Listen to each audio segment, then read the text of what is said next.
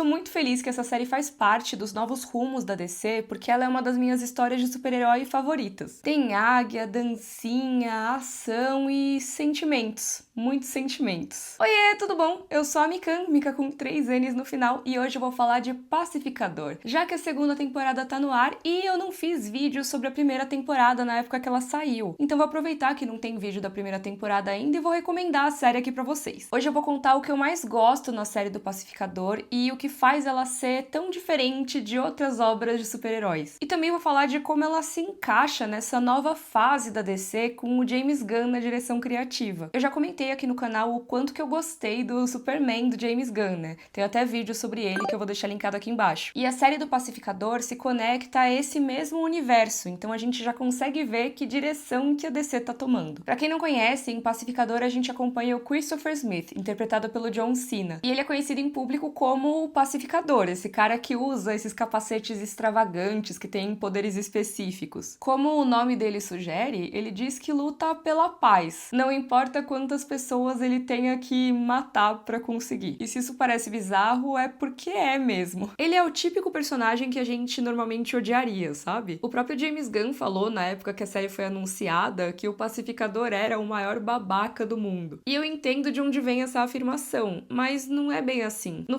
fundo, até que tem um cara bem legal ali. O Chris, que é a pessoa por trás do capacete, não necessariamente é ou acredita em tudo que o Pacificador prega nesse começo, mesmo que ele ainda não saiba totalmente disso. E aí a gente vai acompanhar essa jornada de autodescobrimento dele. A série é muito boa em explorar temas como masculinidade e moralidade, o quanto as coisas ao nosso redor nos moldam e quanto que é possível mudar ou não. Mas a gente já vai falar mais disso. Por enquanto, eu já queria avisar que a nova temporada de Pacificador tá disponível na HBO Max, que é a patrocinadora desse vídeo. Os episódios saem toda quinta-feira e a temporada vai ter 8 episódios no total, assim como a primeira, que inclusive já tá lá completinha pra maratonar caso você ainda não tenha assistido. Mas o Pacificador não tá sozinho, porque a DC está na HBO Max. Tem um monte de obras da DC no catálogo, com personagens clássicos como o Batman ou o Superman. Inclusive eu recomendo demais a animação Minhas Aventuras com o Superman, que é muito legal. E também tem outras obras que se conectam com essa nova visão do universo da DC, como por exemplo O Comando das Criaturas, que é uma animação muito legal também criada pelo James Gunn. E assim como o Pacificador, ela também é muito bacana pra entender a direção que esse universo tá seguindo. Então vai lá na HBO Max pra conferir a segunda temporada de Pacificador e conhecer todo o catálogo da DC. Falando nisso, eu acho que é legal a gente entender onde que o Pacificador se encaixa em tudo agora, né? Como eu falei, a série faz parte dessa nova fase sob a direção criativa do James Gunn. E o primeiro projeto do James Gunn na DC foi o filme O Esquadrão Suicida, lá em 2021. Esse é o Esquadrão Suicida que começa com O, não o anterior, tá? Esse é O Esquadrão Suicida. Só apontando isso porque são dois títulos muito parecidos, mas são filmes diferentes. E também tem vídeo aqui no canal sobre esse Esquadrão Suicida do James Gunn, eu vou deixar linkado aqui embaixo. Mas eu já adianto que é um dos meus filmes favoritos da DC e eu acho que o diretor fez um ótimo trabalho pra apresentar pra gente esses personagens, a equipe disfuncional e tudo mais. E foi nesse longa do Esquadrão Suicida que a gente conheceu o Pacificador, foi quando ele apareceu pela primeira vez. Então dá pra dizer que a série é um spin-off do filme. Dá pra entender tranquilo a história da série sem ter visto o Esquadrão Suicida, mas eu recomendo ver porque o filme é mó legal. Aí teve uma diferença de uns 5 meses entre o lançamento do filme e o da primeira temporada da série solo do Pacificador. E o interessante é que dentro do universo a linha do tempo também é essa, porque a série se passa 5 meses depois dos acontecimentos de O Esquadrão Suicida, com o Pacificador saindo do hospital. Ou seja, quase como se a gente estivesse acompanhando aquilo em tempo real mesmo. Tá, mas isso foi a primeira temporada. E a segunda? A segunda temporada de Pacificador veio só agora, em 2025, 3 anos depois do lançamento da primeira. E o que o James Gunn fez nesse meio tempo? Superman. E ele falou na Comic Con de San Diego que sim, os dois existem no mesmo universo. E que a segunda temporada de Pacificador se passa um mês depois dos acontecimentos do novo Superman. Quem assistiu Superman e estava esperto até viu que o Pacificador fez uma pontinha ali no filme, né? Se você reparou, comenta aqui embaixo, mas ele aparece dando uma entrevista em um momento da história. Mas antes do lançamento de Superman, o James Gunn também fez a animação Comando das Criaturas, que eu mencionei aqui mais cedo, que inclusive foi o primeiro projeto dele depois de ter assumido como co-presidente presidente e co-CEO da DC junto com Peter Safran. Essa série animada, O Comando das Criaturas, se passa uns 2 anos depois dos acontecimentos do Esquadrão Suicida. E ela planta várias sementes, tanto para a segunda temporada de Pacificador quanto para Superman. Então esse é um resumão, bem resumido mesmo, de como a DC se encontra hoje em dia sob a direção criativa do James Gunn. O Comando das Criaturas é o primeiro projeto 100% real, oficial, totalmente dentro dessa nova versão. E aí a gente tem Superman e a segunda temporada de Pacificador. Mas peraí, Mikança vai me perguntar, só a segunda temporada? A primeira temporada não conta? E o filme do Esquadrão Suicida, quando o personagem aparece? O que isso tudo significa agora? O que conta pra esse universo? E calma, vamos lá. Essas obras contam, sim, mas com certas mudanças, vamos dizer assim. Basicamente, a explicação dada pelo próprio James Gunn é que existem infinitas linhas do tempo e que o que a gente viu acontecer na primeira temporada de Pacificador é praticamente idêntico aos acontecimentos da timeline desse novo universo, com a exceção de algumas mini mudanças. E isso tá sendo abordado diretamente pela trama da segunda temporada de Pacificador. Meio que é só isso que eu posso falar por enquanto, sem entrar em muitos spoilers. Então, se você por acaso quiser um vídeo só sobre essas linhas do tempo, ou com essas conexões mais detalhadas, o que é canônico ou não é, comenta aqui embaixo pra eu saber como que tá o nível de interesse das pessoas, se vale a pena fazer um vídeo só sobre isso. Mas vamos voltar a falar de Pacificador. Quem viu meu vídeo de Superman sabe que eu sou muito fã do estilo de humor do James Gunn, que é aquele humor que não tem muita vergonha de parecer bobo ou aleatório, sabe? E que também vai ter algumas piadas macabras e talvez mais chocantes de vez em quando. E a série do Pacificador consegue ter um humor ainda mais escrachado do que o que a gente vê em Superman. Porque, né, ela é uma série pra adultos, então ela vai sim ter momentos mais pesados, inclusive nas piadas, e vai ter cenas de ação com mais violência também. Mas eu particularmente gosto da forma que esses elementos foram usados ali na primeira temporada. Eles estão muito presentes e eles são bem intensos, mas eu nunca achei que foi a mais, sabe? E na segunda, na minha opinião, por enquanto tá rolando muito bem também. E é complicado falar desses elementos porque eu não posso dar exemplos tão diretos aqui no YouTube, né? Por exemplo, eu não posso usar exemplos diretos das cenas de violência porque pode desmonetizar o vídeo e tudo mais. O YouTube tem uma série de restrições que você não tem necessariamente numa série. Mas só pra exemplificar o tipo de humor, eu vou pegar uma coisa que não é necessariamente humor, que é a abertura da série, que é uma das minhas aberturas de série favoritas de todos os tempos. Porque é simplesmente todo o elenco da série dançando junto. É engraçado, é aleatório e até meio besta, mas no bom sentido, sabe? E no final de tudo, depois de toda essa dança, a Águia do Pacificador ainda vai lá e faz uma pose pra gente. Eu acho essa abertura maravilhosa e agora na segunda temporada tem uma dancinha nova que eu amei também. Mas por que eu tô usando a abertura de exemplo e por que os personagens dançam assim nela? E eu já vou explicar por quê. É porque na época da estreia de Pacificador, o James Gunn deu uma entrevista pro Screen Rant falando da abertura e ele disse que essa era uma forma de mostrar pro público que não dá pra saber o que esperar dessa série. Abre aspas. Esta é uma série em que nossos personagens podem fazer a dança mais ridícula do mundo com a expressão mais séria no rosto. Fecha aspas. E eu acho que essa é uma das coisas mais legais sobre Pacificador. Ela é uma série que brinca com as nossas expectativas de como esse personagem seria. Quem é ele lá no fundo? Como ele age, como ele pensa, como ele vê o mundo ao redor dele. Quando a gente vê o personagem Pacificador ali no filme Esquadrão Suicida, meio que a gente já consegue imaginar as respostas para todas essas perguntas. Como o próprio James Gunn disse, né? Ele é o maior babaca do mundo. Mas será que ele é mesmo? E se ele for, será que essa é a história completa? Eu amo ver como o Pacificador discute essas questões. Essa é uma série que fala de um dos personagens mais tristes que eu já vi em uma história de super-herói. O Chris, que é a pessoa por trás do Pacificador, é alguém desesperado por qualquer tipo de conexão humana, por aprovação, por um mínimo de consideração, por pertencimento. Tem uma cena do comecinho da segunda temporada de Pacificador que viralizou bastante e até o pessoal da HBO Max fez uma versão brasileira com os personagens mais improváveis, eu vou deixar o link aqui embaixo. Mas essa cena originalmente mostra o Chris fazendo uma entrevista para entrar na Gangue da Justiça, que é uma equipe de super-heróis que também aparece lá em Superman. E nessa entrevista eles estão numa espécie de sala de interrogatório, sabe? Aquela que tem o vidro assim, e que a pessoa que tá sendo interrogada só consegue escutar o que deixam passar ali pelo microfone, né? Quem tá na salinha ali atrás normalmente consegue conversar entre si e só aperta ali quando vai ativar o microfone para conversar com quem está na salinha de interrogatório, sabe? Até aí tudo bem, tem? Parece um sistema meio de audição para algum papel e tudo, que aí os examinadores vão conversar entre si, avaliar e tudo, e aí depois falam, pode ir embora, ou fica mais um pouco, ou apresenta tal coisa. Beleza, só que a questão é que o som tá com um problema e o áudio dos entrevistadores tá vazando totalmente pro Chris. Ele consegue ouvir tudo que estão falando sobre ele ali por trás do vidro. E essa cena, apesar de ser bastante engraçada, porque é um momento bem constrangedor dele lá, meio sem saber reagir ao que eles estão falando e tudo, apesar disso tudo ser muito cômico, a sensação que essa cena passa pra mim junto com isso é de uma melancolia profunda. Esse cara buscou aprovação a vida toda e fez coisas horríveis cumprindo ordens na esperança de conseguir um dia ser admirado. E agora talvez finalmente tivesse chegado o momento pra isso acontecer. Finalmente ele talvez fosse merecedor desse reconhecimento. Mas no fundo ele só confirma que meio que ninguém gosta muito dele. Na primeira temporada a gente viu por que ele é tão babaca. O que fez ele crescer desse jeito e que talvez ele não seja tão babaca assim originalmente, mas vista essa máscara ou esse capacete, né, pra encontrar o seu lugar. E o que eu acho legal é que a série também mostra o outro lado da moeda, porque sim, ela vai mostrar pra gente por que o Chris é desse jeito, qual a origem dele, por que as coisas aconteceram dessa forma, mas também, ao mesmo tempo em que faz a gente sentir essa empatia por ele, não é que a série vai passar pano pras atitudes dele, não. Não é uma coisa de, ai, tadinho dele, ele nunca aprendeu, nunca ensinaram pra ele, tenham paciência, coitadinho. Não, não é desse jeito. Porque vendo os episódios é mostrado pra gente que, ok, ele foi criado dessa forma, ele foi criado pra ser um babaca, mas isso não quer dizer que seja ok ele agir dessa forma. Com isso, na primeira temporada, a gente vê ele se descobrindo e também descobrindo o que tem ao redor dele, de bom e de ruim, e entendendo por que essas coisas são boas ou ruins e o que ele pode fazer em relação a isso. Ele vai tentar descobrir o que é ser um herói de verdade e até descobrir o que é ser um homem de verdade. Quais são as relações que fazem bem pra ele, quais são destrutivas, entre várias outras coisas. E é impressionante o crescimento dele ao longo dos episódios. Esse processo, essa descoberta, tudo isso ainda tá rolando na segunda temporada, mas pra mim essa é uma das características mais marcantes da série. E é até engraçado eu falar isso, sendo que agora há pouco eu comentei que o humor é um dos destaques de Pacificador, né? Mas aí que tá, né? Quando feito do jeito certo, o humor consegue potencializar e muito esses momentos mais dramáticos. E essa pra mim é uma das maiores forças do James Gunn. Nessa série a gente dá sim muita risada, mas a gente também vê bastante o que tá rolando dentro da cabeça dessa pessoa. A culpa que tem ali, o desajuste em relação ao mundo, a vontade desesperada de se conectar com os outros, mas sem saber como. Por isso que eu acho que essa cena da entrevista é tão emblemática, sabe? Acho que com essa cena curtinha já dá pra gente ter uma ideia muito boa de quão triste é o Pacificador. É a cara séria por trás da dancinha engraçada na abertura. Mas calma aí também, vamos segurar os ânimos, porque não é também que eu esteja falando que Pacificador é a série mais dramática e mais séria que existe. Mas é o que eu falei lá atrás e o que o James Gunn falou da abertura da série. Você não sabe o que esperar. A gente não sabe muito o que esperar, muito menos o que sentir. Afinal, essa é uma série que sempre pode surpreender a gente, assim como o Chris. E esse vídeo já tá ficando meio longo, então eu vou parar por aqui, mas se vocês quiserem mais vídeos sobre o Pacificador ou sobre esse novo universo da DC, comentem aqui quais temas vocês gostariam que eu cobrisse. E pra acompanhar essa série e vários outros títulos que ajudam a entender o momento atual da franquia, a DC está na HBO Max. Os primeiros episódios da nova temporada de Pacificador já estão disponíveis por lá. Se você já tá assistindo, inclusive, me conta suas impressões, mas tenta evitar os spoilers nos comentários. E se você gostou, curte o vídeo, assina o canal, um beijo e até a próxima. Tchau, tchau!